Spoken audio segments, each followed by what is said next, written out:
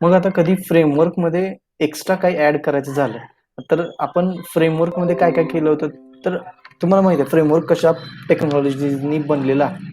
पहिलं म्हणजे Java Selenium, test NG for test driven development approach and test maintenance tool, त्याचबरोबर POM design pattern आणि Maven dependency management service, म्हणजे project Maven based project. अशा पद्धतीने आपण या टेक्नॉलॉजीज यूज करून फ्रेमवर्क डिझाईन करतो.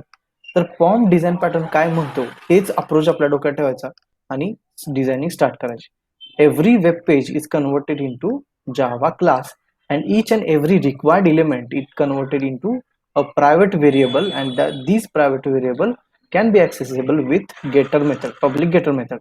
And for initialization of each and every element in that particular page, we need to create a constructor with the page factory dot init element method.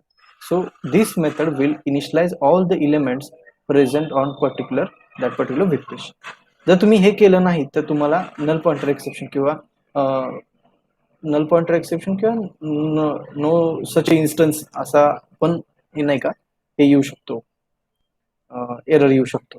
कारण जर त्याच्यात जिथं आपण तो पर्टिक्युलर टेस्ट क्लासमध्ये जो पर्टिक्युलर क्लासचा ऑब्जेक्ट बनवणार आहोत तिथे तुम्हाला कन्स्ट्रक्टर मध्ये काहीच भेटत नाही, तर तिथे तुम्हाला नल पॉइंटर एक्सेप्शन पण भेटू शकतो. या पद्धतीने तुम्ही डिबगिंग पण चालू करू शकता. इथून जिथं नल पॉइंटर एक्सेप्शन आलेला आहे तिथून तुम्ही नाही का डिबगिंग चालू करायचं, ऑटोमॅटिकली तुम्हाला ते एरर सापडून जाईल. आणि कधीही एलिमेंट नॉट फाउंड किंवा element no such element exception जर तुम्हाला रेज झाली फ्रेमवर्क मध्ये, तर पहिला तुमचा अप्रोच असेल की कोणत्या मेथड मध्ये तो आलेला आहे, त्या मेथड पासून तुम्ही बिझनेस लॉजिकच्या मेथड पर्यंत जायचं आणि कोणता एलिमेंट चा एक्सपाथ चुकीचा आहे किंवा तो एलिमेंट आपण प्रॉपरली कॉल केला की नाही ते बघायचं आणि सुरुवात करायची. आता सपोज तुम्हाला आता इथं आपण कोणते कोणते अप्रोचेस वापरून किंवा कोणते कोणते टेस्टिंग केली होती, कोणते कोणते पेजेस टेस्ट केले होते. तर पहिल्यांदा होम पेज होतं, तर त्या होम पेज मध्ये रेडी पेजेस, तर होम पेज मध्ये दोन बटन होते, क्रिएट अकाउंट बटन आणि log in page button, log in button. तर लॉग इन वर क्लिक केल्यानंतर तो लॉग इन पेजवर जाणार आणि लॉग इन पेजवरचे जे पण एलिमेंट आहेत ते फेच करून तो बाकीच्या गोष्टी करणार. मग आता आपल्याला सपोज इनबॉक्स पेज जे आहे हे आपल्याला टेस्ट करायचं आहे. ओके, इनबॉक्स पेज म्हणजे कोणतं, जे मी इथं डिक्लेअर केलेलं आहे, म्हणजे इथं आपल्याला रेडिफ मेलवर दिसेल. रेडिफ मेल इथं लॉग इन पेज, आपल्याला लॉग इन पेजवर क्लिक करणार आपण आणि तिथून जाणार. मग तो फ्लो जो असेल तो टेस्ट केस मध्ये तुम्ही मेंटेन करायचा. जो पण फ्लो असेल मेथड कॉलिंगचा किंवा तुमच्या एक्झिक्युशनचा फ्लो तो तुम्ही तिथे मेंटेन करा. आणि आता सपोज इथं मी डेटा पुट करणार, म्हणजे इथं पहिल्यांदा व्हॅलिडेट करणार लॉग इन होते का नाही.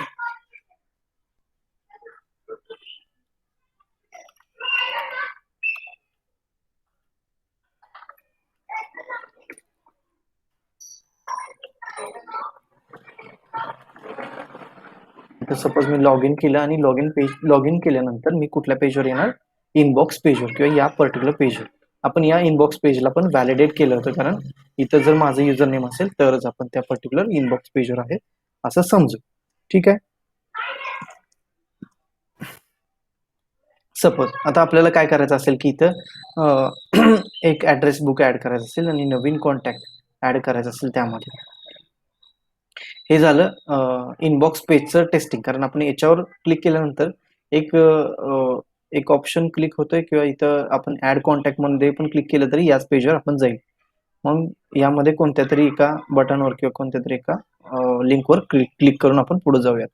म्हणजे आता कुठल्या पेजवर आहेत आपण, इनबॉक्स पेज. मग इथं आपला अप्रोच काय असणार, एक इनबॉक्स पेज क्लास क्रिएट करणं, तिथं तो बेस क्लास असेल तो एक्सटेंड करणं आणि आपला जो फ्लो असेल तो व्यवस्थित मेंटेन करणं. तर आपण इथं इनबॉक्स पेज ऑलरेडी क्रिएट केलेला आहे, त्यामध्ये जे रिक्वायर्ड एलिमेंट आहेत ते आपण आता फक्त फाइंड आउट करू आणि एवढा टास्क करून आपण फ्रेमवर्क क्लोज करू. कारण फ्रेमवर्क मध्ये तुम्ही परत अजून पुढे गेलात तर तुम्हाला फक्त पेजेस ऍड करायचे आणि टेस्ट क्लासेस ऍड करायचे, बस एवढंच ऍड करायचं, बाकी काही सुद्धा ऍड करायची गरज पडणार नाही. ओके, आता बघूया आपण ह्या पर्टिक्युलर ऍड बुकचा एक path. Add book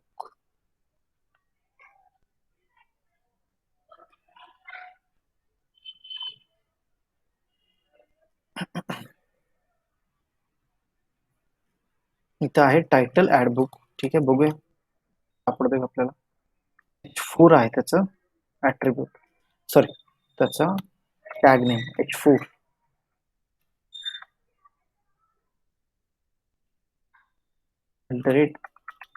title is equal to single quote मध्ये ऍडबुक आणि एकच व्हेरिएबल, एकच आपल्याला तो एक्सपाथ सापडलेला आहे. जरी याला रिफ्रेश केलं तरी तो तेच भेटेल, कारण आपण लॉग इन मध्ये तर रिफ्रेश करायची गरज पडत नाही, करू शकत नाही. @find by element, मग जे पण एलिमेंट्स आपल्याला ऍड करायचे ते सगळे फाइंड बाय नी अनोटेशन तुम्ही इथं घ्या. एक्सपाथ मध्ये तो एक्सपाथ पुट करा. ओके, इथं प्रायव्हेटली डिक्लेअर करा तो variable private web element. Private web element त्यामध्ये येणार का नाव त्याचं add book B double K book add book button, add book button. ठीक आहे, हा व्हेरिएबल झाला. त्याचबरोबर आपल्याला कुठला लिंक पाहिजे, ही पर्टिक्युलर लिंक पाहिजे. Add contact, add contact href. Suppose ज्या अँकर टॅगचा नाही का टेक्स्ट असेल, ऍड फंक्शन इथं लिहा, नंतर काढून टाका आणि हे टॅग आहे अँकर tag 1 of 4. Okay, add contact add contact add contact आपल्याला 4 भेटले यामध्ये.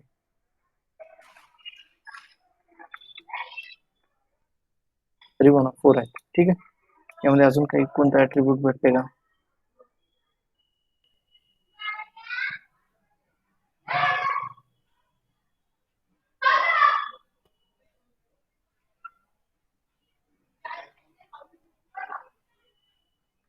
ठीक आहे, जो पण पहिला असेल तोच आपल्याला भेटेल, त्यामुळे आपण जस्ट चेक करू त्यामध्ये भेटतोय का. Find by XPath is equal to XPath आणि प्रायव्हेट वेब एलिमेंट, त्यामध्ये आपल्याला to particular variable, suppose new contact, या पर्टिक्युलर बटनवर आपल्याला क्लिक करायचं परत एकदा. तो पण बटनच आहे, ऍड कॉन्टॅक्ट बटन. त्यानंतर याच्यावर क्लिक केल्यानंतर आपल्याला जायचंय या फुल नेम टेक्स्ट बॉक्स पाशी. या टेक्स्ट बॉक्स मध्ये आता आपण व्हॅल्यू पुट करू. बघूया, इन्स्पेक्ट करून असेल नेम कॉन्टॅक्ट फुल नेम म्हणून. ओके, मी इथंच चेंजेस करतो या पर्टिक्युलर एक्सपाथ मध्ये. Contact full name name attribute किंवा नेम ऍट्रिब्यूट, त्यामध्ये इनपुट टॅग 1 of 1 म्हटल्यानंतर आपल्याला तो भेटलेला आहे. अशा 3 एलिमेंट आपण फाइंड आउट केले. तेच फाइंड आउट केलेले एलिमेंट फक्त आपण इथं मॅनेज करू. एक्सपाथ मध्ये एक्सपाथ करू, इथं तोच एक्सपाथ इथे तुम्हाला प्रायव्हेटली डिक्लेअर करायचं variable private web element. Web element मध्ये हा पर्टिक्युलर वेब एलिमेंट तिथं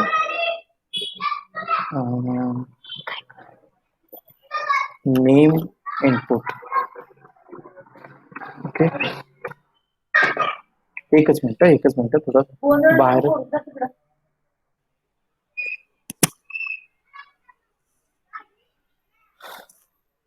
काय आलं? तेच लय आवाज करत होतं ते चिल्लर पाटील. छोटू, क्लास चालू आहे बघा, तिकडे जाऊन गोंधळ कर.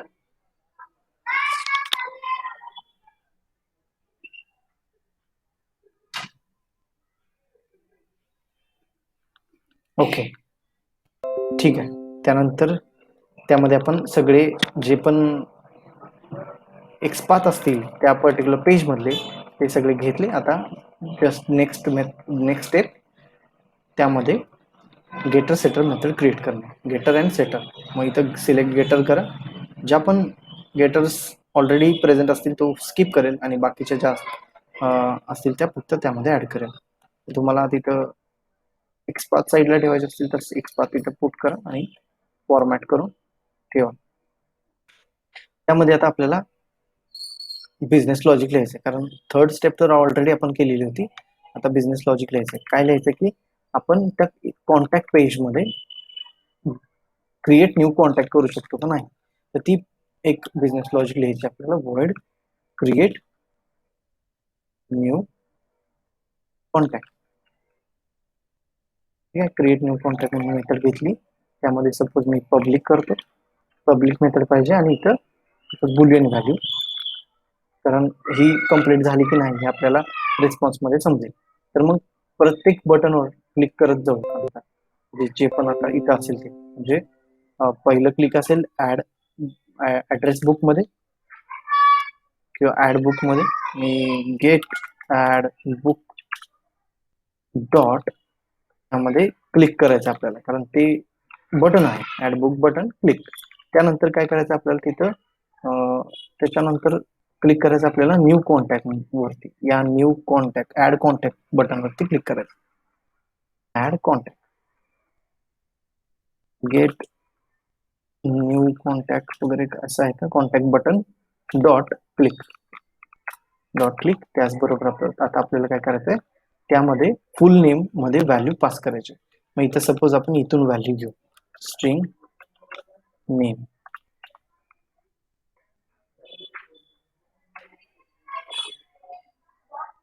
स्ट्रिंग नेम आणि त्यामध्ये इथे काय राहील फक्त रिटर्न टाइप राहिलेला आहे. तर gate name input dot send keys मध्ये हे नेम पास करू. त्याचबरोबर इथे आता रिटर्न करू रिटर्न ट्रू. म्हणजे असं समजू की इथं आपण कॉन्टॅक्ट क्रिएट केलेला आहे आणि तो कॉन्टॅक्ट आपल्याला टेस्ट करायचा. अशा पद्धतीने इथंपर्यंत जर व्यवस्थित वर्क झालं, जर इथं इन बिटवीन कुठे एक्सेप्शन आली तर तो डायरेक्टली फेल करेल त्या टेस्ट केसला. आता आपल्याला कुठं जायचंय इनपुट पेज किंवा इनबॉक्स पेज या टेस्ट पेजला, त्याच्या इनबॉक्स पेजच्या टेस्ट पेजला. तर इथं इनबॉक्स पेजचं टेस्ट पेज नसेल तर आपण काय करूया इथं पहिल्यांदा ते टेस्ट पेज क्रिएट करू. New test page. तर इथं आता new class inbox page test. Inbox page test एक टेस्ट जे क्लास असेल तो टेस्ट क्लास क्रिएट केला आणि आता आपला जो सिक्वेन्स असेल टेस्ट क्लाससाठी तो पण सेमच असेल. एक्सटेंड करा तो बेस क्लास जो पण असेल तो बेस फॉर रेडिट मेल. त्यानंतर आपल्याला त्यामध्ये बिफोर मेथड मध्ये काय करायचं @बिफोर बिफोर मेथड मध्ये इनिशियलायझेशन करून घेऊया. वॉइड इथं इनिशियलायझेशन साठी आपण सेटअप नाव देऊ. सेटअप त्यामध्ये इनिट जी मेथड आहे इनिशियलायझेशन ती कॉल करा. त्याचबरोबर आता आपला सिक्वेन्स फॉलो करा. सिक्वेन्स काय फॉलो करायचा आपल्याला, पहिला आपण असणार होम पेजवर. तर पहिला जो होम पेज आहे त्याच्यावर आपल्याला जावं लागेल. होम पेजवर आला की आपल्याला साइन इन बटनवर क्लिक करायचं. ओके, तर काय करायचं आपला सिक्वेन्स आता टेस्ट केस मध्ये मेंटेन होईल. मग त्यासाठी जे पण ग्लोबल व्हेरिएबल लागतील ते ग्लोबल व्हेरिएबल आपल्याला डिक्लेअर करावे लागतील. सपोज होम पेज किंवा हे जे असतील ते आपण क्रिएट करू. सपोज मी घेतो @टेस्ट. त्यामध्ये void create validate create पद्धतीने एक मेथड क्रिएट करू. त्याला हवं तर लास्टला टेस्ट देऊ म्हणजे ती एक टेस्ट केस म्हणून. त्याचबरोबर त्यामध्ये आता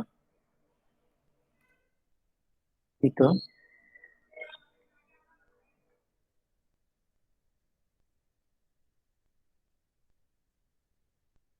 ओके फाईन.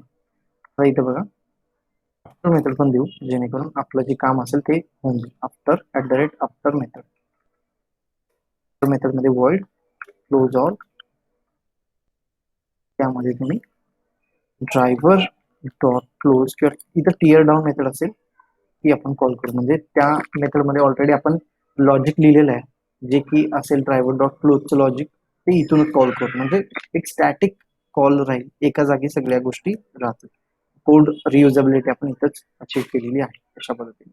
ठीक आहे, इथं आता बघा आपल्याला स्टेप कशा फॉलो करावं लागतील. आपण असेल होम पेजवर, कारण इनिशियलायझेशन मध्ये आपण जी URL पास केलेली आहे, इथं खाली जी URL पास केलेली आहे, URL कुठून येते, त्या प्रॉपर्टी फाईल मधून ती URL येते.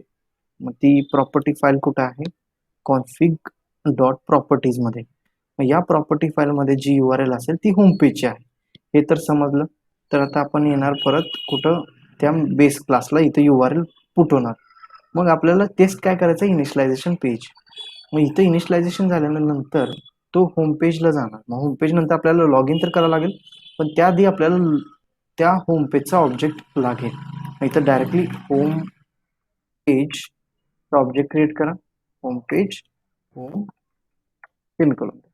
यानंतर home is equal to new home page.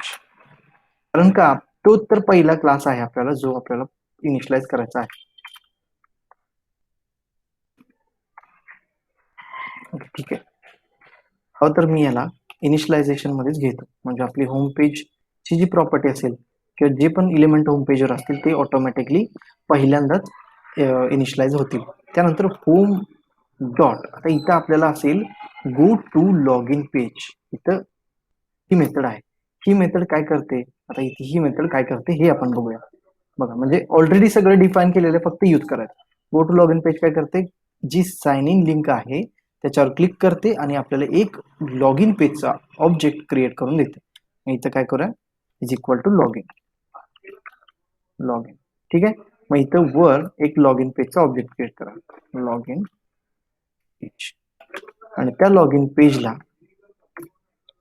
नाव द्या लॉग इन, आणि ते स्टोअर करा इथं, जो रिस्पॉन्स येणार आहे. म्हणजे ग्लोबल व्हेरिएबल पण असतील आणि आपल्याला रिस्पॉन्स जो येणार आहे, ऑब्जेक्ट चेनिंग जे असेल ते पण इथं परफॉर्म होईल. ओके, त्यानंतर आता बघूया की होम पेज लॉग इन तर केलं. आता आपल्याला लॉग इनच्या पेजवर तर आलं डॉट. आता आपल्याला डू लॉग इन करायचं, म्हणजे लॉग इन करायचं आहे. ते लॉग इन करण्यासाठी आपल्याला इथं आता युजर आयडी पासवर्ड लागेल. युजर आयडी पासवर्ड आपण कुठून घेतो हे तर तुम्हाला माहिती आहे, प्रॉपर्टीज फाईल मधून. ऑलरेडी आपल्याला प्रॉपर्टी फाईल्स किंवा प्रॉपर्टीज मध्ये आपण युजर आयडी पासवर्ड ठेवलेला आहे, तोच इथं फक्त पास करायचा आहे. मग हे जे तुम्हाला ऑलरेडी क्रिएट केलेलं जे गोष्टी आहेत त्या तुम्हाला आठवल्या पाहिजेत. इथं user is equal to prop. आता हा प्रॉप्स डॉट, हा जो प्रॉप्स जो ऑब्जेक्ट आला तो कुठून आला, बेस क्लासमधून. कारण ऑलरेडी आपण इथं बेस क्लासमध्ये स्टॅटिकली त्याला इनिशियलाइज केले आणि तीच प्रॉपर्टी फाईल आपण रीड करत आहोत. मग तिथं आपण करतो गेट प्रॉपर्टी आणि स्ट्रिंग इथं पास करू ती पर्टिक्युलर की. ओके, ती की पास करू. सपोज इथं असेल या सिच्युएशन मध्ये युजर नेम पास केली की आपण इथे युजर नेम आलो. स्ट्रिंग परत एकदा बघा, पासवर्ड साठी काय असेल, प्रॉप्स डॉट गेट प्रॉपर्टी मध्ये परत ते युजर नेमच्या ऐवजी पासवर्डचं कसं लिहिले, पासवर्ड डायरेक्टली तेच यूज करा. म्हणजे पहिल्या फ्रेमवर्कच्या सेशन पासून शेवटच्या सेशन पर्यंत इंटरडिपेंडन्सी जी असेल ती आपल्याला लक्षात येईल. कारण सगळ्या गोष्टी आपण रियुजेबिलिटीच्या बेसिसवर त्याच्या दृष्टिकोनातूनच बनवत असतो. त्यामुळे सगळ्या गोष्टी लक्षात ठेवूनच करायच्या, फ्युचरिस्टिक करायच्या, जेणेकरून पुढे यूज होईल त्याचा मला. ओके, आता लॉग इन तर परफॉर्म झालं. लॉग इन झाल्यानंतर काय होतं बघा, डू लॉग इन, ज्यावेळेस आपण डू लॉग इन वर जाऊ त्यावेळेस काय होतं बघा, आपल्याला एक नवीन इनबॉक्स पेजचा ऑब्जेक्ट भेटतोय. आलो परत आपण इनबॉक्स पेजचा ऑब्जेक्ट भेटतोय. मग इथं आपण देऊ इनबॉक्स. हा इनबॉक्सचा ऑब्जेक्ट आपण वर पण डिक्लेअर करू, इनबॉक्स पेज. इथं आहे इनबॉक्स पेज, इनबॉक्स. तो पेज क्लासेस मधून आपल्याला तो क्लास भेटेल. आता इथे इनबॉक्सचा आपल्याला ऑब्जेक्ट भेटला, तर त्या ऑब्जेक्ट थ्रू आपण काय करायचं, इनबॉक्स डॉट. आता इथं आपल्याला क्रिएट न्यू अकाउंट ही मेथड कॉल करायची आहे. पण आधी आपण चेक करू की आपण त्या इनबॉक्स पेजवर आहेत की नाही. मग त्यासाठी काय आपण मेथड क्रिएट केली होती, इथं ऑन होम पेजच्या ऐवजी आपल्याला काय ऑन इनबॉक्स पेज असं आपल्याला त्या मेथडला रिनेम केलं पाहिजे. इथं आहे ऑन इनबॉक्स पेज. मग ही काय मेथड करेल की हा जो एलिमेंट आहे याला पण नाव चेंज करू इनबॉक्स, कारण हा इनबॉक्स युजर जो असेल तो युजर आपल्याला फक्त तिथं चेक करायचं की तो युजर प्रेझेंट आहे की नाही. मग जिथं पण तुम्ही होम पेज वगैरे केलेलं असेल ते फक्त चेंज करून इनबॉक्स करा, कारण ऑलरेडी आपण तिथं होम पेज कन्सिडर करून करत होतो. पण आता मी त्यामध्ये सगळ्या गोष्टी चेंजेस करून इथं आपल्याला ती मेथड कॉल करायची आहे इनबॉक्स वाली. इनबॉक्स ऑन इनबॉक्स युजर जो असेल, गेट इनबॉक्स युजर जो पण असेल तो जर डिस्प्लेड होत असेल, इथं जो साइन इन झालेलं जे नाव होतं ते जर डिस्प्लेड होत असेल तर आणि तरच त्या पर्टिक्युलर टेस्ट केसला पास करा. मग इथं आपण कोणती टेस्ट केस लिहिणार आहोत, इथं get on inbox page. Okay, get on inbox page. याच्यावरून आपल्याला असं समजेल की आपण इनबॉक्स पेजवर आहेत की नाहीत. ऑन इनबॉक्स म्हणून एक व्हेरिएबल डिक्लेअर करतो, ते बुलियन असेल इथं असर्ट करा, assert डॉट ट्रू. हे इनबॉक्स देतो.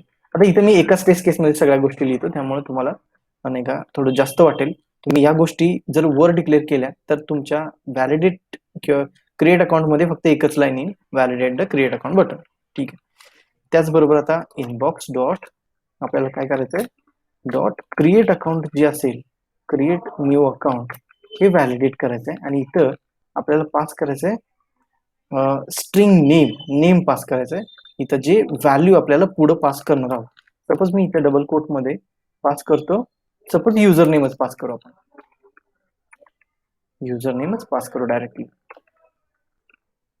जो युजर नेम होता तोच तिथे पास करू, जस्ट त्याच्यासाठी, जस्ट व्हॅलिडेशनसाठी. आता इथं आपल्याला काय भेटणार, इज क्रिएटेड हा एक बुलियन व्हॅल्यू भेटणार, कारण इनबॉक्स क्रिएट न्यू अकाउंट मेथडचा जर तुम्ही रिटर्न टाईप बघितला तर बुलियन असेल, कारण टोटल ऑपरेशन झाल्यानंतर आपल्याला काहीतरी आउटपुट मिळेल, तो ऍज अ बुलियन म्हणून सेव्ह करा आणि इथं असर्शन परत लिहा, assert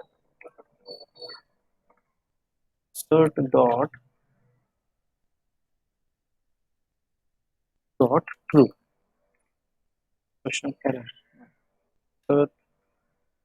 डॉट ट्रू, तर तो इज क्रिएटेड जर यामध्ये ट्रू व्हॅल्यू असेल तर आणि तरच त्या पर्टिक्युलर टेस्ट केसला रन करा किंवा त्या टेस्ट केसला पास करा. ओके, असे दोन असर्शन आपण मेंटेन केलेले आहेत. सिक्वेन्स बघा किती कमी कोड त्या पर्टिक्युलर ह्याच्यामध्ये येतोय, टेस्ट मेन मेथड मध्ये किंवा टेस्ट क्लास मध्ये कितीतरी कमी कोड, कारण सगळं मेथड कॉल आपण इथं केलेलं आहे, ऑलरेडी सगळं डिफाईन केलंय. हेच जर आपल्याला याच पर्टिक्युलर मेथड मध्ये क्रिएट करायचं असतं तर किती मोठा कोड झाला. याचाच अर्थ फ्रेमवर्क मध्ये असा होतो की कोड युजेबिलिटी, कोड ऑप्टिमायझेशन यासाठी याचा यूज होतो. मग अशा पद्धतीनेच कोड आपल्याला केला पाहिजे कुठल्याही फ्रेमवर्क मध्ये करताना. आता बघा कशा पद्धतीने वर्क होते हे. क्रोम ड्रायव्हर सक्सेसफुली लॉन्च म्हणतो, त्यामध्ये होम पेज येईल, होम पेज नंतर साइन इन बटनवर क्लिक करेल, तो क्लिक केलं साइन इन वर, त्यानं युजर आयडी टाकला, पासवर्ड टाकला, साइन इन बटनवर क्लिक करेल. साइन इन केल्यानंतर तो होम पेज वर येईल किंवा इनबॉक्स पेजवर येईल, इथं तो चेक करेल की तो युजर आहे की नाही. त्याचबरोबर तो अकाउंट वर क्लिक करेल. आता इथं आपल्याला क्लिक केलेला आहे का, त्यानं क्लिक केले, पण तो जो पर्टिक्युलर एक्सपाथ असेल तो फक्त इनव्हॅलिड देत असेल. एलिमेंट नॉट इंटरॅक्टेबल असं म्हणतंय. कोणता एलिमेंट नॉट इंटरॅक्टेबल आहे, आता हे बघूया आपण. Element not interactable Chrome driver exception म्हणजे कोणता तरी एलिमेंट जो आहे तो इंटरॅक्टेबल नाहीये. तर यामध्ये फक्त आपल्याला शोधायचं आहे.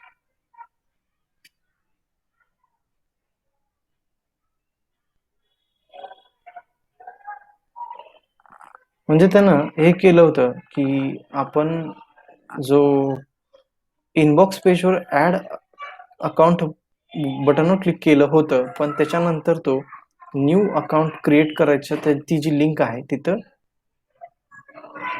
त्या पर्टिक्युलर ऑपरेशनला त्यानं इलिमेंट नॉट इंटरॅक्टेबल म्हटलं.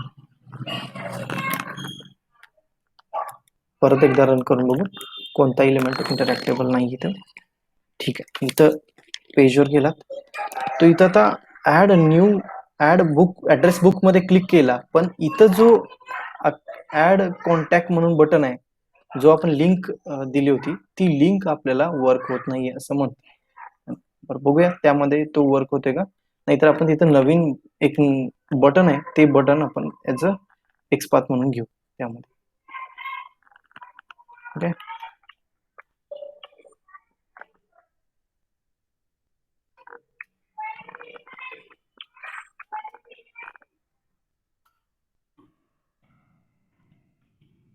ओके, मी जस्ट पासवर्ड, ठीक आहे, लॉग इन करून आपण त्या पर्टिक्युलर टेक्स्ट बॉक्सला किंवा त्या पर्टिक्युलर लिंकला आपण ही जी लिंक आहे, हा एक्सपाथ पर्टिक्युलरली वर्क होत नाहीये. आपण याच्याऐवजी न्यू कॉन्टॅक्ट बटन जे आहे ते वर्क होते की नाही ते बघू. क्लास बटन, ठीक आहे, हे button ID is equal to add contact handler. ID बघूया.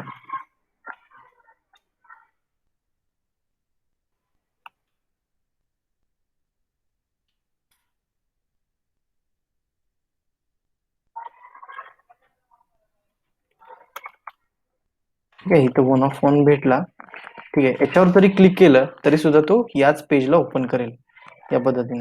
बघूया आपण होते का ते. आता इथं तो एक्सपाथ कुठं असेल, आता लगेच इथून कुठं जायचं, इनपुट बॉक्स मध्ये, कारण आपण इनपुटच्या पेजवरच आपल्याला एरर आली होती. मग इथंच आपण तो इलिमेंट शोधू शकतो, जो न्यू कॉन्टॅक्ट बटन जो असेल तो इलिमेंट नॉट इंटरॅक्टेबल होता. ठीक आहे, इथं सेव्ह केलं, परत एकदा टेस्ट करून बघूया.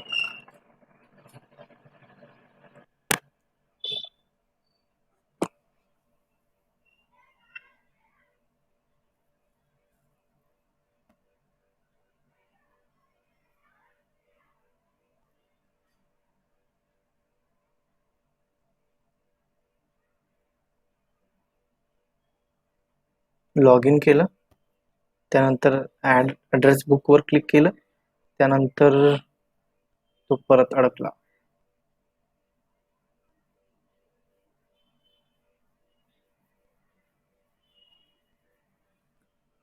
ठीक आहे, परत एकदा त्यानं इलिमेंट नॉट इंटरॅक्टेबल ही एक्सेप्शन दिली.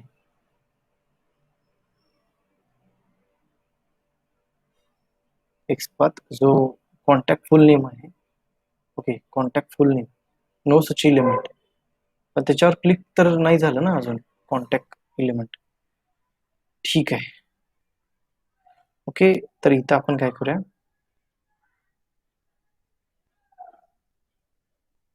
इनबॉक्स पेजवर इथं आपण एक न्यू कॉन्टॅक्ट बटनवर क्लिक केलं का, हा गेट न्यू कॉन्टॅक्ट बटन याच्यासाठीच आहे. ओके, त्यानंतर आता आपण इथं थोडंसं वेट केलं पाहिजे. तर वेट करण्यासाठी एखाद्या इलिमेंटसाठी काय करावं लागतं, एक्सप्लिसिट वेट. तर डायरेक्टली वेट आपण पास करू इथं, wait, web driver wait, web driver wait is equal to new web driver wait. इथं वेब ड्रायव्हर वेट आणि ड्रायव्हर पास करा आणि मिलीसेकंड पास करा, 30 second, suppose 20 second. Wait dot until expected conditions dot visibility of element. ठीक आहे, visibility of element located जरी म्हटलं तरी चालेल, पण विजिबिलिटी ऑफ इलिमेंट आपण बघूयात, कारण इथं आपल्याला गेट न्यू कॉन्टॅक्ट बटन साठी थांबायचं आहे. न्यू कॉन्टॅक्ट बटन साठी थांबायचं. ओके, वेट मेंटेन केलं आपण, इथं बघूया आता वर्क होते का.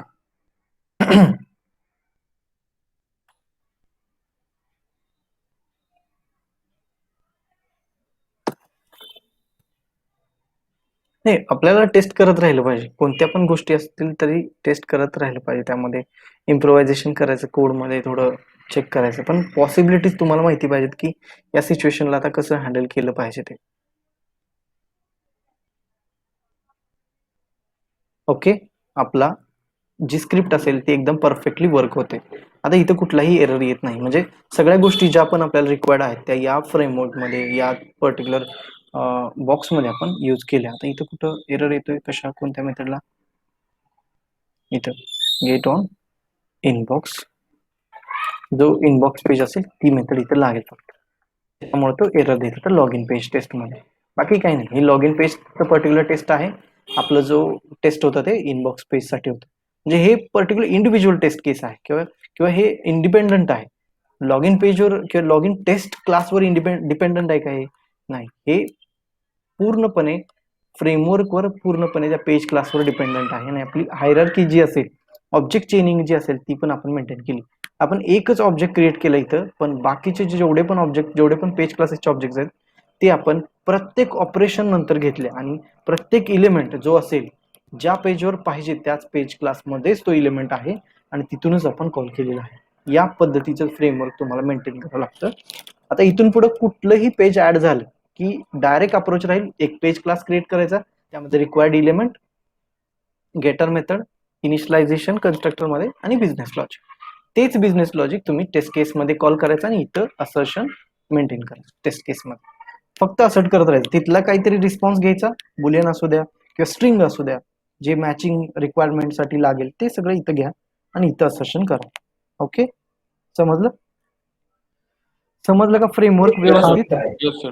ठीक आहे. कारण हे फ्रेमवर्क तुम्हाला नाही का, आता पुढं जेवढे पण तुमचं करिअर असेल तिथपर्यंत तुम्हाला लक्षात ठेवायचं आहे जावाचं फ्रेमवर्क. कारण कधी पण तुम्हाला फ्रेमवर्क एक्सप्लेन करायला विचारलं तर तुमचं फ्रेमवर्क असं हाय लेवलचं असलं पाहिजे की आमचं फ्रेमवर्क डेटा ड्रिव्हन आणि टेस्ट ड्रिव्हन अप्रोच मध्ये इन्क्लूड होतं. त्यामध्ये आम्ही सेलेनियम, जावा, टेस्ट एनजी, ॲज वेल एज फॉर्म डिझाईन पॅटर्न आणि मार्विन बेस्ड प्रोजेक्ट हे याचं कॉम्बिनेशन वापरतो. फॉर्म डिझाईन पॅटर्न आम्ही स्पेशली यासाठी वापरतो की every page class is every test or every web page is converted into test class or page class, and each page and each test case for that particular functionality, these are separately maintained in our framework. So that's why we are using this type of framework.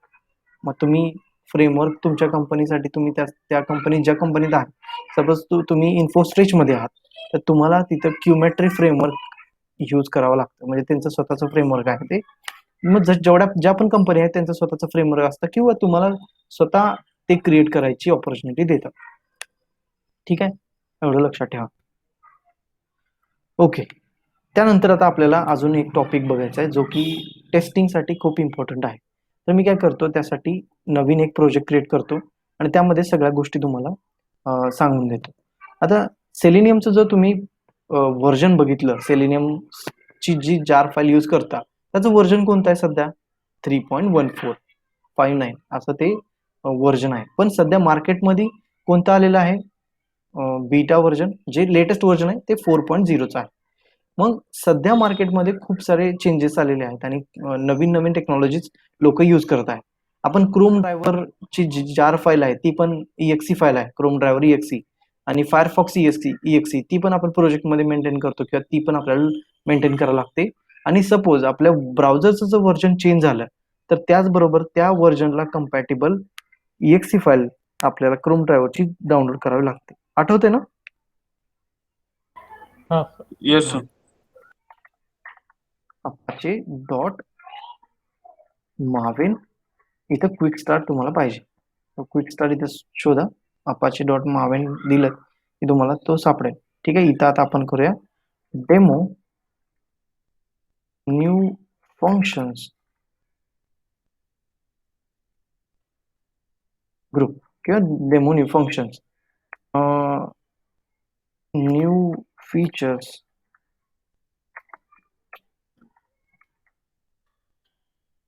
Of selenium. आपण एक project create करू आणि finish करून देऊ. बाकी project load होईपर्यंत थोडा वेळ थांबा, म्हणजे तो लोड प्रॉपरली करेल. आणि ज्या पण रिक्वायर्ड जार फाईल असतील त्या रिक्वायर्ड जार फाईल तुम्ही ऍड करा त्यामध्ये. आता पहिली जार फाईल तर आता हे डेमो मावेन प्रोजेक्ट आहे. आपण इथे new feature for selenium of selenium हे आपण पर्टिक्युलर प्रोजेक्ट क्रिएट केलेला आहे.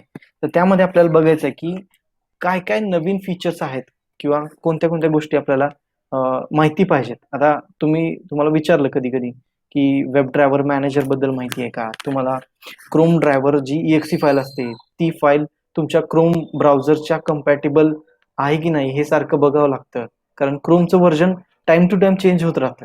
आणि क्रोम ड्रायव्हर.exe फाईल जी असते ती पण आपल्याला टाइम टू टाइम डाउनलोड करावी लागते. पण त्याची जर डिपेंडन्सी भेटली किंवा त्याचा जर वेगळा अप्रोच भेटला तर खूप इझी पडेल. मग तोच अप्रोच घेऊन वेब ड्रायव्हर मॅनेजर आलेला आहे.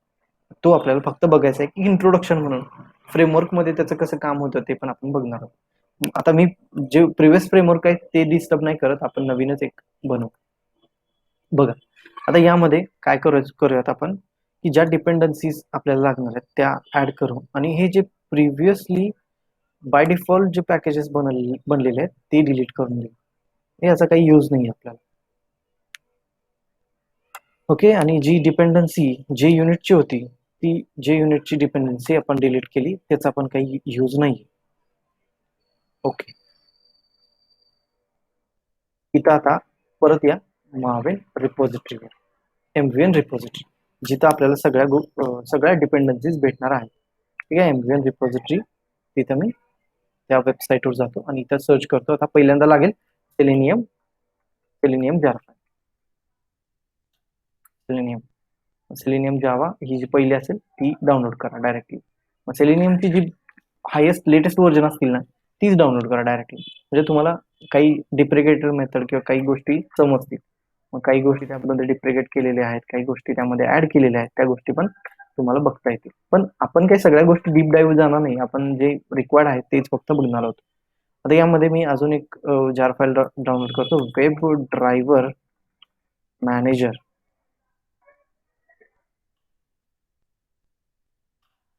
वेब ड्रायव्हर मॅनेजर हा वेब ड्रायव्हर मॅनेजर पण अपाचे कडूनच आलेला आहे. तो वेब ड्रायव्हर मॅनेजर 4.4.3 चा असेल, लेटेस्ट व्हर्जन ते पण डाउनलोड करा. वेब ड्रायव्हर मॅनेजर त्याचबरोबर आपल्याला लागेल आता टेस्ट एनजी, कारण टेस्ट एनजी मध्येच आपण टेस्ट केसेस मेंटेन करतो. Taste NG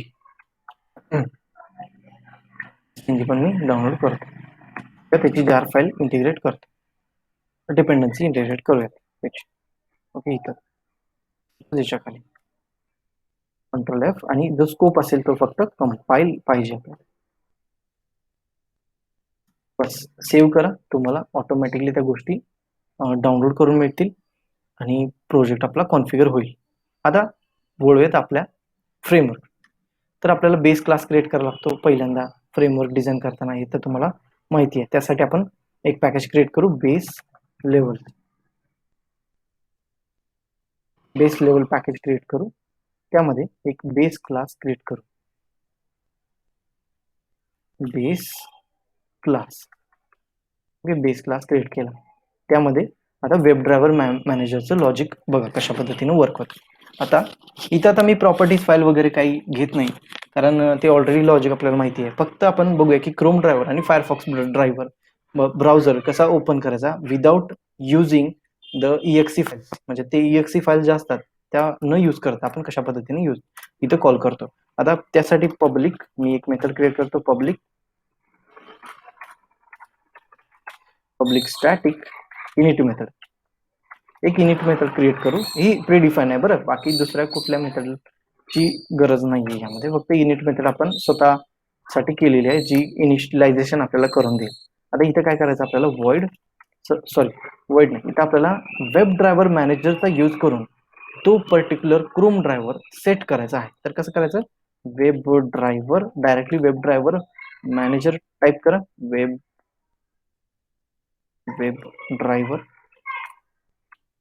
driver manager. इथं लास्टला असलं बघा वेब ड्रायव्हर मॅनेजर. ठीक आहे, वेब ड्रायव्हर मॅनेजर क्लास. त्यामध्ये आपल्याला काय करायचंय, डॉट. इथं आपल्याला सेट करायचंय सगळ्या गोष्टी. डायरेक्टली त्याचा क्लास नेम यूज करून स्टॅटिक मेथड कॉल करा जी असेल क्रोम ड्रायव्हर असेल. क्रोम ड्रायव्हर इथे क्रोमियम ड्रायव्हर आहे पण क्रोम ड्रायव्हर आपल्याला पाहिजे. डॉट सेटअप एवढं तुम्ही कॉल केलात की तुमचं जे system dot set property as well as त्यामध्ये जे फाईल पास करायचे फाईलचा पाथ तो सेट करायची गरज नाही पडत. आता यामध्ये ही एक लाईन ऍड केली की आपला डायरेक्टली वेब ड्रायव्हर या या इंटरफेसचा ड्रायव्हर ऑब्जेक्ट आपण क्रिएट करू with the new implementation class Chrome driver. जो सेटअप केलेला आहे तुम्ही तोच तुम्हाला तिथं ऍड करावा लागतो. वेब ड्रायव्हर इथं कोणता कॉल करा, web driver interface is equal to new Chrome driver CHRO आणि क्रोम ड्रायव्हर सेटअप. बस एवढंच करायचं. आता बाकीचे जे काम असतील driver dot manage dot maximize किंवा विंडो डॉट मॅक्सिमाइज, त्यानंतर driver dot manage dot timeout dot implicitly wait. आता ही मेथड आपण इथं देऊ शकतो टाइम मिनिट्स डॉट सेकंड. ठीक आहे, ही मेथड कॉल करू शकता तुम्ही. तर इथं ती डिप्रिकेटेड दाखवते पण तुम्ही यूज करू शकता डायरेक्टली. त्याला डिप्रिकेटेड दाखवते पण यूज करू शकता, काही प्रॉब्लेम नाही त्याला. किंवा तुम्ही डायरेक्टली फक्त तिथं 30 टाकलं तरी सुद्धा तो वर्क होईल. ठीक आहे, इट्स ओके. पण आता आपल्याला बाकीचं सेटअप करायचं आहे. ड्रायव्हर डॉट गेट मेथड बाकी सेमच आहे. जे वेब ड्रायव्हरचा ऑब्जेक्ट बनवलं सेम तेच आहे, फक्त आता हे वेब ड्रायव्हरचं व्हर्जन जे सेलेनियमचं व्हर्जन असेल ते 3.14च्या पुढचं आहे. ऍक्च्युली 3.1.7 स्टेबल व्हर्जन आहे, ते ऑलरेडी मार्केटमध्ये यूज करतात. पण आता जे नवीन फीचर्स आलेत हे पण आपल्याला माहिती पाहिजे. सपोज मी इथं फेसबुकची वेबसाईट पुट करतो. फेसबुकची वेबसाईट पुट करू आपण इथं. ठीक आहे, हे झालं ड्रायव्हरचं सेटअप. आपण इनिशियलाइज पण केलं. सपोज इथं वेब ड्रायव्हर आपण डायरेक्टली डिक्लेअर करू, वेब ड्रायव्हर जो ग्लोबली डिक्लेअर करू, जेणेकरून आपल्याला कुठं ऍक्सेस बाहेर पण मिळेल. Static public static. इथं तुम्ही त्याला म्हणजे तो कॉन्फिगर होईल वरच्या वेब ड्रायव्हरची. ओके, आता क्रिएट करा टेस्ट क्लास. टेस्ट क्लास काय करूया आपण create as a Facebook test. Suppose Facebook टेस्टचा टेस्ट क्लास असेल. New class, suppose package create केलं, सॉरी आपण क्लास क्रिएट करू. आता इथं डेमो टेस्ट 1 म्हणून एक पॅकेज क्रिएट करू. त्यामध्ये टेस्ट केसेस आणि टेस्ट मेथड्स ऍड करू. Okay, test method test cases same असतात. बिफोर मेथड मध्ये आपल्याला वर्ड सेटअप करायचा आहे.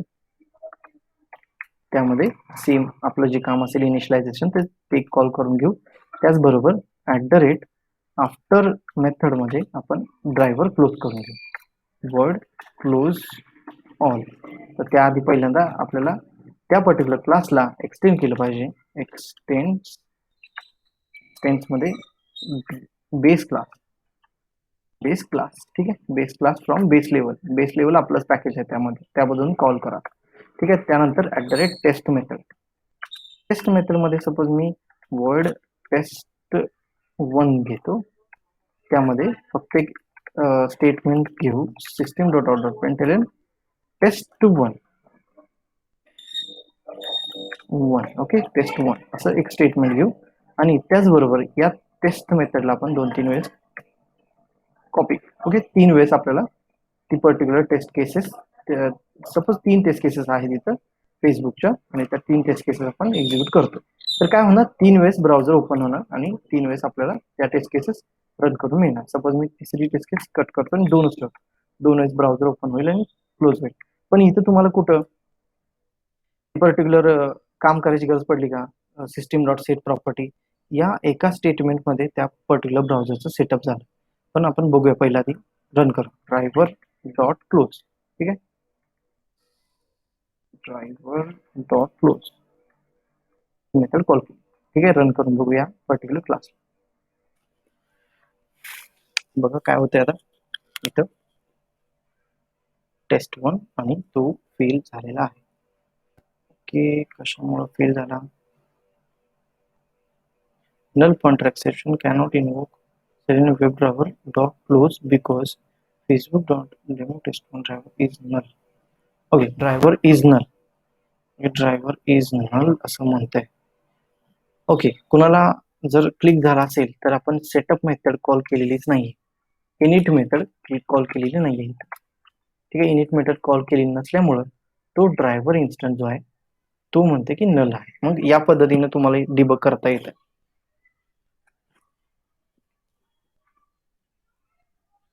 इनिट मेथड स्टॅटिकली कॉल करतोय बेस क्लासमध्ये, स्टॅटिकली डिक्लेअर केले. त्यामुळे आता क्रोम ब्राउझर ओपन झाला का बघा, फेसबुक ओपन झालं त्यामध्ये आणि क्लोज केला, test1 पास झाले. त्याचबरोबर test2 साठी पण सेम अप्रोच, सेम तो त्यामध्ये हे करणार कॉन्फिगरेशन, काही सुद्धा प्रॉब्लेम नाही. बरोबर, सेमच, काही सुद्धा प्रॉब्लेम नाही. आता टेस्ट वन काय आउटपुट येते तर तिथं आउटपुट मध्ये पण आपण सेमच लिहिलेलं आहे म्हणून. ओके, समजलं. आता सपोज तुम्हाला इथं इफ एल्स कंडिशन मध्ये तुम्ही परत चालू करा ते जे प्रॉपर्टी फाईल मधून. सपोज इफ जर क्रोम जर browser name is equal to Chrome असेल तर क्रोम ड्रायव्हरचा सेटअप करा, नाहीतर फायरफॉक्स ड्रायव्हरचा सेटअप करता येतं. तर लगेच फायरफॉक्स ड्रायव्हरची मेथड कॉल करा आणि इथं ऑब्जेक्ट क्रिएट करताना फायरफॉक्स ड्रायव्हर घ्या आणि डायरेक्टली त्या मेथडला रन करा. बाकी काही चेंज करायची गरज नाही तुम्हाला, ऑटोमॅटिकली सगळ्या गोष्टी कॉन्फिगर होतील. आणि इथं तुम्हाला ना त्या पर्टिक्युलर क्रोमचं व्हर्जन चेक करायची गरज आहे ना, काही फाईल्स डाउनलोड करायची गरज आहे ना, कोणती डिपेंडन्सी ऍड करायची. फक्त एक डिपेंडन्सी ऍड करायची, वेब ड्रायव्हर मॅनेजर, काम ओके. आता इथं क्रोम ड्रायव्हर पण किंवा क्रोम ब्राउझर पण ओपन होईल बघा. फक्त थोडा टाइम घेतो क्रोम ओपन व्हायला, सॉरी मोझिला फायरफॉक्स ओपन व्हायला.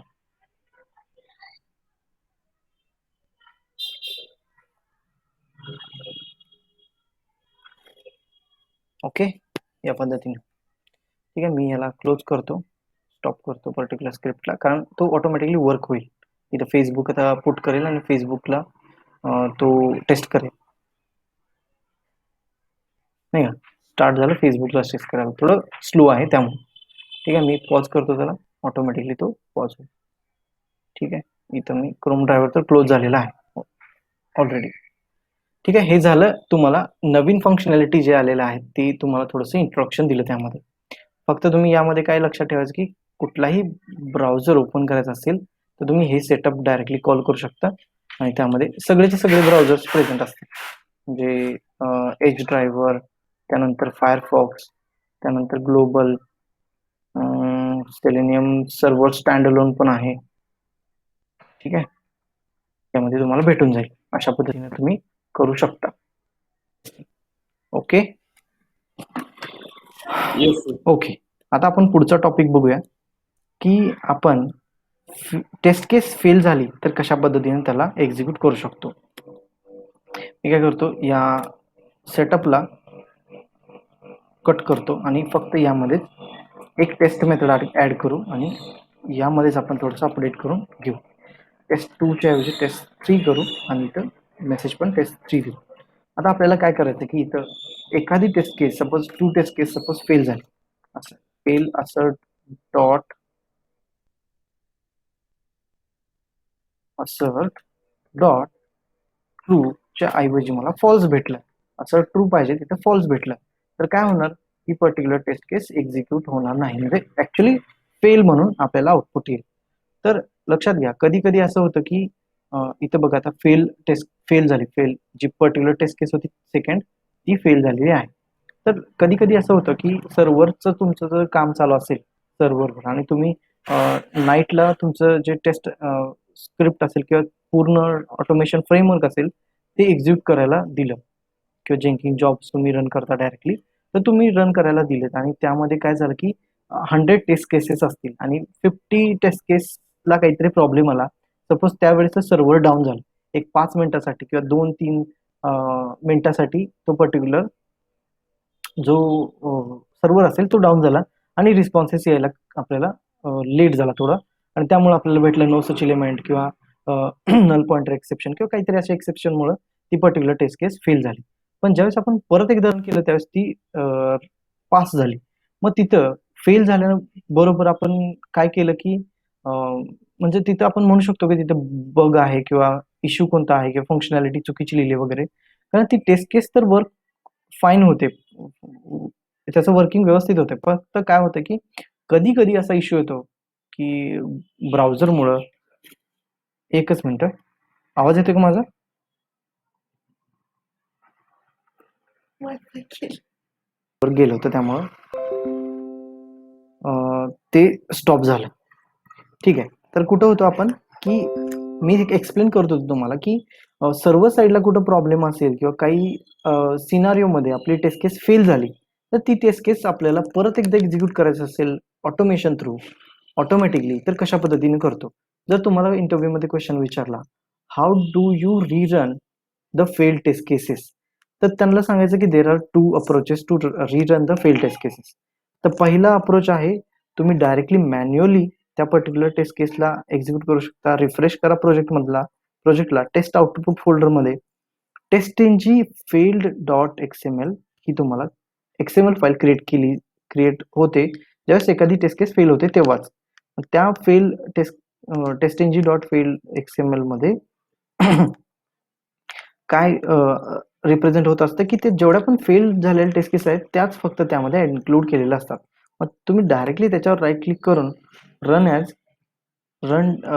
विथ टेस्टिंग सूट करून तुम्ही डायरेक्टली रन करून ती फेल टेस्ट केस परत एकदा एक्झिक्यूट करू शकता.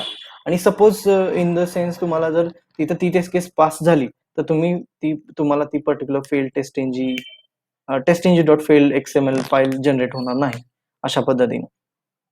मग हा झाला पहिला अप्रोच की डायरेक्टली आपण मॅन्युअली त्या गोष्टी करतो. पण तुमच्या इंटरव्ह्यूवरनी किंवा तुम्हाला असं वाटत असेल की मॅन्युअली न रन करता कारण 100 टेस्ट केसेस आहेत आणि 50वी टेस्ट केस फेल झाली आणि बाकीच्या 50 टेस्ट केसेस त्या पर्टिक्युलर एका टेस्ट केसवर डिपेंड असतील. मग त्यावेळेस काय होईल की सगळ्याच टेस्ट केस स्किप होतील आणि एका टेस्ट केसमुळं नाही का फेलियर येऊन जाईल तुमच्या पूर्ण फ्रेमवर्कमध्ये. मग तिथं तुम्ही जर ती फक्त त्या वेळेसच ऑटोमेट करून ती टेस्ट केस प्री रन केली असती आणि ती पास झाली असती तर बाकीचं पण गोष्टी एकदम प्रॉपरली रन झाल्या असत्या. मग त्या सिच्युएशनला आपण कशा पद्धतीने ऑटोमेशन करतो फेल टेस्ट केसेस फक्त एक्झिक्यूट करण्यासाठी एक्झिक्यूट करण्यासाठी तर ते कसं करतो ते बघा. ओके. तर यामध्ये आपल्याला काय करावं लागतं की एक रिट्राय अॅनालायझर किंवा एक रिट्राय लॉजिकचा क्लास बनवावा लागतो. तर मी काय करतो एक पेज मेन क्लासमध्ये एक पॅकेज बनवू आपण पहिलं आणि नंतर त्या पॅकेजमध्ये आपण सगळ्या गोष्टी ठेवू. आता पॅकेज कशासाठी मग तुम्हाला माहिती आहे सगळ्या गोष्टी आपण युटिल्स पॅकेजमध्ये ठेवतो ज्या आपण कॉमन असतील ज्या खूप वेळेस वेगवेगळ्या ठिकाणी यूज करता यावे म्हणून. इथे क्लास क्रिएट करतो माय रिट्राय लॉजिक किंवा माय रिट्राय अॅनालायझर पण म्हणू शकता किंवा तो अॅनालाइज करतो कोणत्या गोष्टी रिट्राय करायच्या त्या. मग इथं तुम्हाला रिट्रायचं लॉजिक तुम्हाला जर नाही का लक्षात नसेल राहिलं तर तुम्ही डायरेक्टली इथं काय करू शकता टेस्ट एनजी डॉक्युमेंटेशन त्याच्यावर जाऊ शकता. टेस्ट एनजी डॉक्युमेंटेशन आणि तुम्हाला इथं इंडेक्समध्ये तुम्हाला दिसेल की रीरनिंग फेल टेस्ट केसेस कशा पद्धतीने रीरन करू शकतो आणि इथं तुम्हाला एक क्लास भेटेल आय रिट्राय अॅनालायझर किंवा माय रिट्राय लॉजिकचा. मग इथं जे लॉजिक आहे ते फक्त एकदा कॉपी करून घ्या आणि आपण बनवूया ते पूर्ण लॉजिक. असं नाही की मी तुम्हाला ते कॉपी पेस्ट करायला लावतोय, बनवूया. तुम्हाला सांगतो प्रत्येक गोष्ट कशा पद्धतीने होते वर. ठीक आहे. मी इथं या कमेंट बॉक्समध्ये फक्त त्याला पेस्ट करतो. ओके. इथं कसं मेंटेन केलंय हा मी फक्त मेथड कॉल केली बरं. ही जी ओव्हर रिडन मेथड आहे ती आपल्याला कशी आणता येईल इथं बघा. पण एखादा क्लास जो रिट्राय लॉजिक साठी बनवलेला आहे त्यासाठी आपल्याला इम्प्लिमेंट करावं लागतं आय रिट्राय अॅनालायझर इंटरफेस. मग इथं तुम्ही डायरेक्टली या implements I retry control space द्या. तुम्हाला ऑटोमॅटिकली तो कम्प्लीट करून देईल आय रिट्राय अॅनालायझर जो की लक्षात ठेवतो की कोणत्या फेल झालेले टेस्ट केसेस आहेत तो लगेच त्याच्यावर काउंट म्हणजे लक्ष ठेवून असतो आणि रिट्रॅक करू शकतो. अशा पद्धतीने. आता इथे एरर येतोय किंवा तुम्हाला कंपायलेशन मध्ये एरर येतो, काय म्हणतो की अनइम्प्लिमेंटेड मेथड कम्प्लीट करा. ती मेथड असेल रिट्राय, जी की ही रिट्राय मेथड जी की इथं पण तुम्हाला दिसते आणि त्याच्यामध्ये आर्ग्युमेंट असेल आय टेस्ट रिझल्ट. हा जो ऑब्जेक्ट आहे, हा ऑब्जेक्ट ऑटोमॅटिकली त्यामध्ये रिझल्ट घेत असतो. तुम्हाला काही लॉग इन पर्पज असेल किंवा काय करायचं असेल तर तुम्ही इथं रिझल्ट मध्ये च्या मेथड्स वगैरे रिझल्टचे जे काही असेल ते तुम्ही प्रिंट करू शकता. पण आपल्याला काय करायचं आहे की ती पर्टिक्युलर टेस्ट केस रिरन करायची आहे जी फेल झालेली आहे. तर त्यासाठी आपल्याला एक लूपिंग स्टेटमेंट मेंटेन करावं लागतं किंवा असं काही लॉजिक लिहावं लागतं जिथं लूप कंट्रोल होईल. मग त्यासाठी पहिल्यांदा तुम्हाला इंट काउंटर एक घ्यावा लागतो इज इक्वल टू 0 आणि तो काउंटर किंवा ती टेस्ट केस किती वेळेस रन करायची आहे त्यासाठी एक लिमिट घ्यावं लागतं. म्हणजे how many times you want to run that particular retry that particular test case. मग मला सपोज ती टेस्ट केस फेल झाल्यानंतर 3 वेळेस परत एकदा ट्राय करायची आहे. 3 वेळेस परत एकदा ट्राय करून बघा की ती टेस्ट केस एक्झिक्यूट होते की नाही, या पद्धतीने. मग इथं रिटर्न फॉल्स आहे, तर रिटर्न फॉल्स कधी होतं की ज्यावेळेस रिट्राय सक्सेसफुल होतो आणि ती टेस्ट केस पर्टिक्युलर पास होते किंवा तिथं रिट्राय संपतात आणि इथं फॉल्स भेटतं, त्यावेळेस तो हा रिट्राय लॉजिक असेल तो बंद करतो. पण चालू कधीपर्यंत ठेवतो तो, इफ जर काउंटर इज ग्रेटर दॅन और less than, suppose less than equal to लिमिटच्या पेक्षा तो कमी असेल. मग लिमिट किती 3 आहे आणि काउंटर किती 0 आहे, मग या सिच्युएशनला तो ट्रू देणार आणि इथं आपल्याला फक्त रिटर्न स्टेटमेंट द्यावं लागतं ट्रू वाला. तो जेव्हा पण इथं येईल ती टेस्ट केस फेल होत राहील त्यावेळेस तो काय करेल की रिट्राय करत जाईल कुठंपर्यंत, त्याचं लिमिट जिथपर्यंत आहे, जिथपर्यंत आपल्याला सांगितलं की 3-4 वेळेस रन व्हा तिथपर्यंत रन करून देईल. बस एवढंच तुम्हाला ऍड करायचं बघा इथं. आणि हा काउंटर तुम्हाला इन्क्रीज करायचा आहे जेणेकरून तुमची जी टेस्ट केस आहे ती ऍट द सर्टन टाइम तो थांबवेल, म्हणजे काउंटर प्लस प्लस करायचा आहे यामध्ये. हे तीन एवढं लॉजिक लिहिलं की तुम्हाला ऑटोमॅटिकली हा एक लिस्नर म्हणून काम करेल किंवा एक रिट्राय लॉजिक म्हणून काम करेल. आता फक्त तुम्ही ऍड करा की इथं ज्या पण टेस्ट केस मध्ये ऍड करा ऍट्रिब्यूट रिट्राय. सपोज तुम्हाला इथं वाटत असेल की रिट्राय करण्याची गरज पडेल तर तुम्ही तिथं रिट्राय अनालायझरचा क्लास तिथं मेंटेन करू शकता. या सिच्युएशन मध्ये आपला रिट्राय अनालायझर कोणता आहे, माय रिट्राय लॉजिक.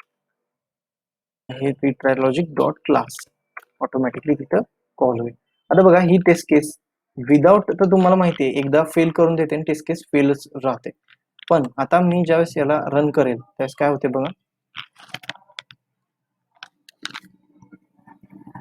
किती वेळेस रन होते ती बघा इथं चेक करा इथं या सिच्युएशन मध्ये.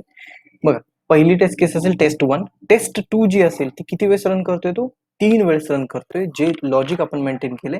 आणि चौथ्या वेळेस तो सांगतो की बॉस ही टेस्ट केस फेलच तुम्ही मेंटेन करा म्हणून, या पद्धतीने.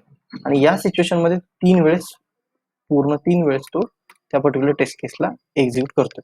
ऍक्च्युअली आपण 0 पासून स्टार्ट करतोय त्यावेळेस तो 3 वेळेस करतोय. इथं 1 पासून केला असता तर तो 2 वेळेसच केला असता आणि त्यामध्ये तो तिथं 4थी वेळेस केला नसता. अशा पद्धतीनं तुम्ही म्हणू शकता. सपोज मला 5 वेळेस परत एकदा रन करायची आहे, तुम्ही इथं टेस्ट केस परत एकदा एक्झिक्यूट करू शकता टेस्ट क्लास. आणि बघा तो किती वेळेस रन करेल, टोटल 5 वेळेस रन करेल ती टेस्ट केस. बघा यामध्ये 1 2 3 4 का बरं, तिथं आपण लॉजिक लिहिलं होतं 5 इज अ लेस दॅन 5 असं नाही होत, मग तिथं तो क्लोज करेल आणि फाईल बाहेर जाईल. आणि 1 पासून लॉजिक आपण स्टार्ट केलं त्यामुळे तो एकदा कमी करेल, म्हणजे 1 2 3 4 आणि 5व्या टाइमला तो फायनल त्याचा डिसिजन देईल की तो फेलच टेस्ट केस आहे म्हणून. या पद्धतीने तुम्ही मेंटेन करू शकता. आता तुम्हाला असं वाटेल की ठीक आहे आता इथं तर दिलं मी, आता माझ्याकडे 100 टेस्ट केसेस असतील आणि तिथं मला समजणार कसं की हीच पर्टिक्युलर टेस्ट केस फेल होणार आहे आणि मला तिथं रिट्राय अनालायझरची लॉजिकची गरज आहे. मग असं काही अप्रोच लागेल का की जेणेकरून ऑटोमॅटिकली त्याने डिटेक्ट केलं पाहिजे की ती टेस्ट केस फेल झाली आहे आणि तिथं आपल्याला ती टेस्ट केस फेल झालेली टेस्ट केस परत एकदा रिरन करायची आहे. तर यावेळेस हा सुद्धा एक अप्रोच आहे आणि यासाठी आपल्याला एक लिस्नर मेंटेन करावा लागतो. मग लिस्नर मेंटेन करण्यासाठी काय करायचं, अजून एक क्लास क्रिएट करायचा युटिल्स पॅकेज मध्ये. त्याचं नाव असेल माय लिस्नर. सपोज माय फेल्ड लिस्नर, फेल लिस्नर म्हणजे फेल टेस्ट केस झाल्यानंतर तो लिसन करेल.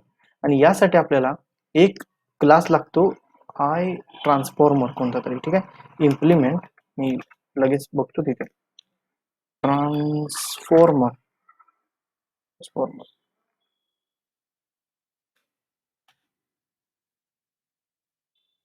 हा, आय अनोटेशन ट्रान्सफॉर्मर आपल्याला इथं तो क्लास लागतो जो की टेस्ट इंजिन मधून घ्यायचा आपण.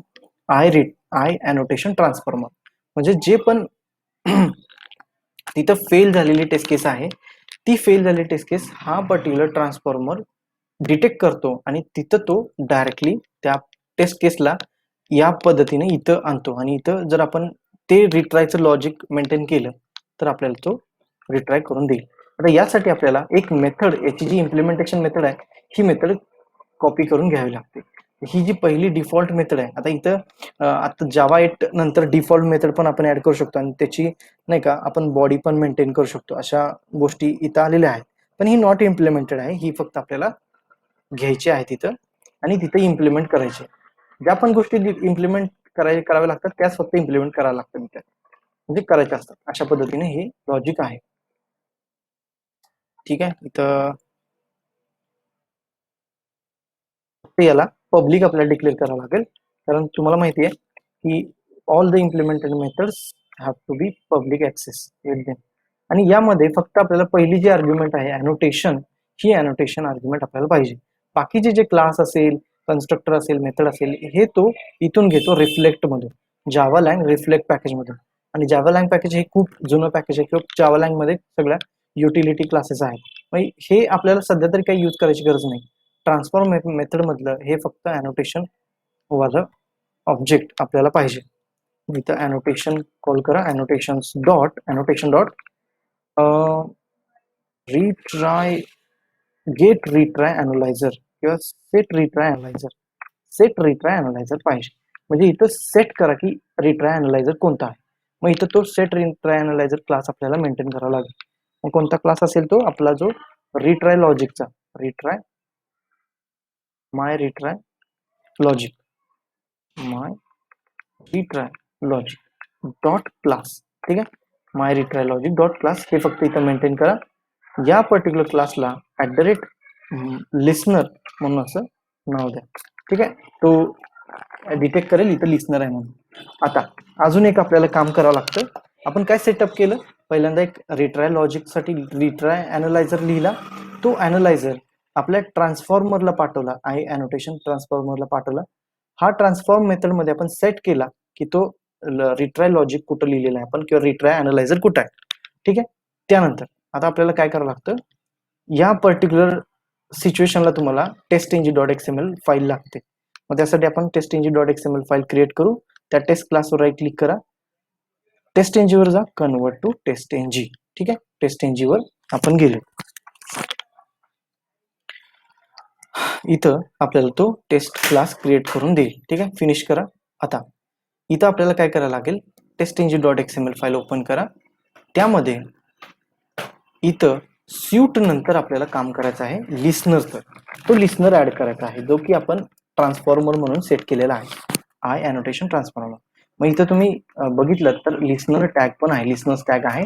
त्यामध्ये एक लिस्नर लिहायचा आहे तुम्हाला, लिस्नर. आणि तो लिस्नर क्लास तुम्हाला क्लास नेम द्यावं लागेल. आता क्लास नेम कोणतं होतं, आपण लिहिलेलं आहे बेस लेवल, आपण कुठं क्रिएट केलं, युटिल्स मध्ये. युटिल्स डॉट माय रिट्राय माय फेल लिस्नर चा आपण ट्रान्सफॉर्मर मेंटेन केलंय. तो इथं पुट करा फक्त. ओके, आणि तुमचं काम झालं. इथे जेवढ्या पण टेस्ट केसेस तुम्ही लिहाल त्यामध्ये ज्या पण टेस्ट केस असतील आणि त्या टेस्ट केस मध्ये हे जरी लॉजिक तुम्ही नाही लिहिलं तिथं, आणि जी पण टेस्ट केस फेल होईल ती ऑटोमॅटिकली तिथं एक्झिक्यूट होईल, ती ऑटोमॅटिकली रिरन होईल. पण त्यासाठी तुम्हाला हे स्यूट रन करावं लागतं, कारण स्यूट मध्येच आपण लिस्नर लिहिलेला आहे आणि तो त्याला कॉन्फिगर करून ऑटोमॅटिकली तो रन करून देतो. बघा आता कशा पद्धतीने वर्क होईल. आणि फक्त फेल टेस्ट केसेस तो फक्त रिट्राय करेल. आता इथं बघा 7 वेळेस रन झालाय आणि तो ऑटोमॅटिकली तिथं डिटेक्ट केला की या पर्टिक्युलर टेस्ट केसला प्रॉब्लेम आहे, ती टेस्ट केस 3-4 वेळेस रन करायची आहे. सपोज इथं मी 3 करतो, इथं 0 करतो. ठीक आहे, या पद्धतीने. आणि एक काम करा, तुम्ही जर टेस्ट केलात की इथं हा टेस्ट क्लास रन केलात फक्त, तर तुम्हाला ते लॉजिक भेटणार नाही. कारण का, तर तो लिस्नर जो आहे, तर तो लिस्नर आपण कुठे लिहिलेला आहे, फक्त आणि फक्त त्या test.xml फाईलमध्ये. मग इथं तुम्हाला फक्त 3च टेस्ट केस रन झालेले दिसतील. पण ज्यावेळेस तुम्ही test.xml फाईल रन कराल, त्यावेळेस तुम्हाला समजेल की तो कोणत्या रन करतोय, तो लिस्नर पण इंटिग्रेट करतोय, त्याचबरोबर आपल्याला ते रिट्रायल लॉजिक पण आपल्याला भेटते व्यवस्थित. या पद्धतीने तुम्ही fail test cases repeatedly test करू शकता.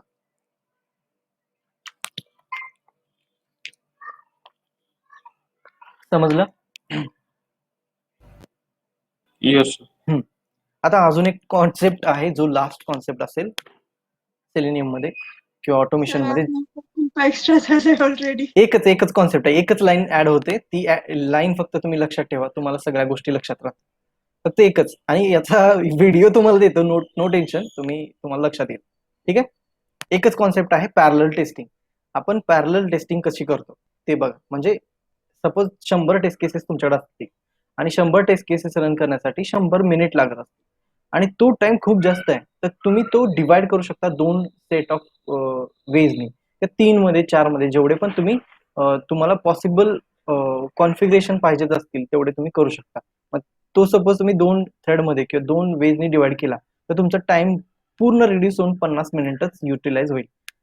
त्याचबरोबर तुम्ही जर त्याचे 4 डिवाइड केले, 4 सेक्शन्स, आणि तो 4 सेक्शन मध्ये इंडिव्हिज्युअली रन केला सायमल्टेनियसली, किंवा तुम्ही म्हणतात पॅरलली रन केला, तर तो टाइम ड्युरेशन कमी घेईल, पण स्यूट व्यवस्थित रन होईल, त्यामध्ये कोणतीही एरर येणार नाही. त्यासाठी काय करावं लागतं, मी काय करतो, सगळे क्लोज करतो आणि त्यामध्ये फक्त एक टेस्ट क्लास जो आहे तो टेस्ट क्लास घेतो आणि इथं अजून एक टेस्ट क्लास क्रिएट करतो, जेणेकरून आपल्याला टेस्ट केसेस जास्त होतील. सपोज डेमो टेस्ट 2 असेल. यामध्ये पण सेमच टेस्ट केसेस आपण पुट करू. याच्यात 3 टेस्ट केसेस आहेत, त्याच पुट करू आपण. ठीक आहे, सेम टेस्ट केसेस पुट केल्या. आपल्याकडे किती टेस्ट क्लासेस झाले, 2, आणि त्यामध्ये टोटल 6 टेस्ट केसेस आहेत. ते मी यामध्ये ऍड करतो. आता एक काम करू, हे जे लिस्नर वाला लॉजिक आहे हे सेपरेट test.ng.xml फाईल मध्ये स्टोर करू आणि आपल्याला पॅरलल साठी सेपरेट test.ng.xml फाईल क्रिएट करू. मी काय करतो, या पॅकेजवर राईट क्लिक देऊन कन्वर्ट करतो त्याला test.ng.xml मध्ये. हे एक्झिक्यूट होऊ द्या. ओके, हे जे पॅकेज आहे, जिथं टेस्ट केसेस आहेत आपल्या, त्याच्यावर राईट क्लिक द्या, टेस्ट.ng, आणि कन्वर्ट टू टेस्ट.ng. मग इथं 2 क्लासेस ऑलरेडी येतील आणि फक्त या test.ng.xml ला नाव चेंज करून 2 द्या, test.ng2.xml. तो ऑटोमॅटिकली डिटेक्ट करेल. बरं, test.ng.xml फाईल काही प्रॉब्लेम येत नाही, त्यामध्ये 2, 3, 4, 5, 6 तुम्ही कितीही test.ng.xml फाईल्स क्रिएट करू शकता. आता ठीक आहे, बघा मी याला जर रन केलं तर कशा पद्धतीने रन होते बघा. यामध्ये 2 टेस्ट क्लासेस आहेत, ऑटोमॅटिकली ते 2 टेस्ट क्लासेस तो रन करेल आणि टोटल 6 टेस्ट केसेस तो रन करेल. ओके, 6 टेस्ट केसेस रन करेल. आता तुम्हाला पॅरलल टेस्टिंग करायची असेल, इथं तुम्ही टेस्टिंग करता हे सिक्वेन्शियली आहे, हे कसं समजणार, तर आपण काय करू, एक ऍडिशनल पार्ट त्यामध्ये करू टेस्ट क्लासेस मध्ये, की पर्टिक्युलर टेस्ट क्लासमध्ये एक फक्त ऍडिशनल गोष्ट लिहू की तो जो पर्टिक्युलर टेस्ट केसेस आहे तो रन करताना कोणत्या थ्रेड मध्ये रन होते किंवा तिथं कोणती प्रोसेस काम करते की सिक्वेन्शियली त्यामध्ये एक्झिक्युशन होते. बघ, सपोज मी काय करतो, थ्रेड काउंट किंवा थ्रेड नंबर प्रिंट करण्यासाठी थ्रेड क्लासचा dot current thread dot get I D, त्याची ही नेम जे आहे ते नेम मी फक्त या पर्टिक्युलर प्रत्येक मेथड मध्ये कॉपी करतो आणि पेस्ट करतो, म्हणजे तुम्हाला समजेल की तिथं तीच पर्टिक्युलर मेथड कॉल होत आहे, तीच पर्टिक्युलर मेथड कॉल होत आहे म्हणून ते तुम्हाला समजेल की तिथं थ्रेड कोणता कॉल होत आहे ऑटोमॅटिकली. इथं मी फक्त सेमिकोलॉन डबल कोट कम्प्लीट करतो. डेमो टेस्ट 2 मध्ये पण सेम तसंच करा.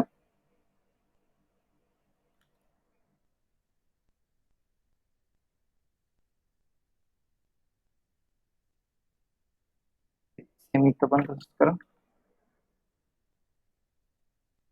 थ्रेड आयडी आपण त्यामध्ये ऍड करत आहोत.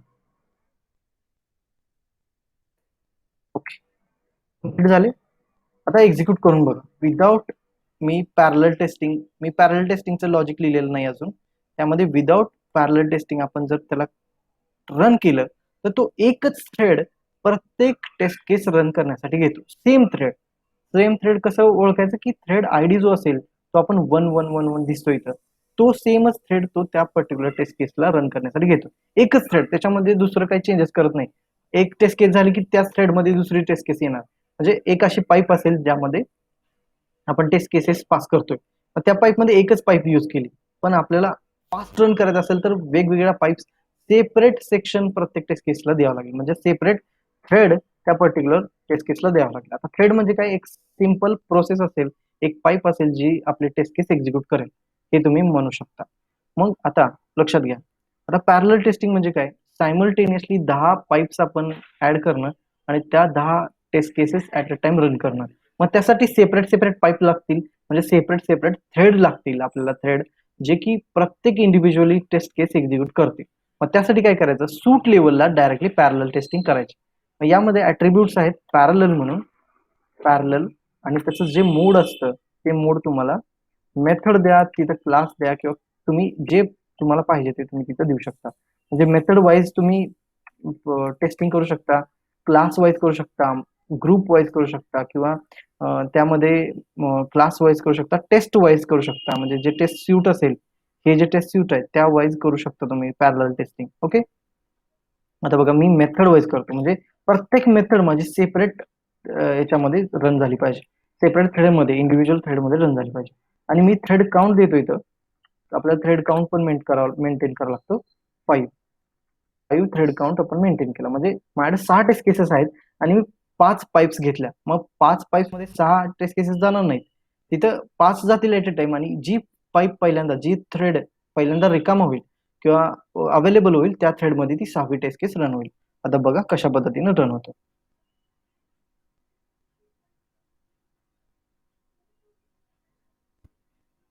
इथं थ्रेड काउंट तुम्ही जर लक्ष दिला तर कशा पद्धतीने होतोय बघा.